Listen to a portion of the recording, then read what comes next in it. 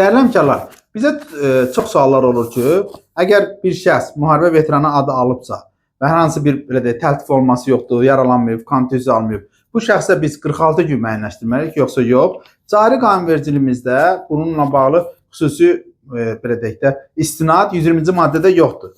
Amma 120-ci maddəyə təklif olunan dəyişikliklər, yəni yeni bir dəyişikliklər bilirsiniz ki, Milli Məclisdə artıq müzakirəsi gedir. Təklifdə deyilir ki, bəli, Azərbaycanın ərazi bütövlüyü uğrunda aparılan döyüş əməliyyatlarında iştirakına görə müharibə veteranı adı almış işçilər. Yəni bu işçi varsa, avtomatik olaraq biz onu nə qədər hesablamalıyıq? 46 gün hesablamalıyıq. Yəni artıq bu bir növ boşluq deyə aradan qaldırıldı və bundan sonra biz həmən şəxslərə hansı bir medalla təltif olmasına ehtiyac yoxdur. Yəni ola bilər ki, bu Şuşanın azad olunmasına, Xocavəndin azad olunmasına bağlı medalla təltif olmayıb, amma müharibə veteranıdır və ya 92-93-cü ildə 1-ci Qarabağ müharibəsində döyüşüb Azərbaycan ərazi bütövlüyü uğrunda.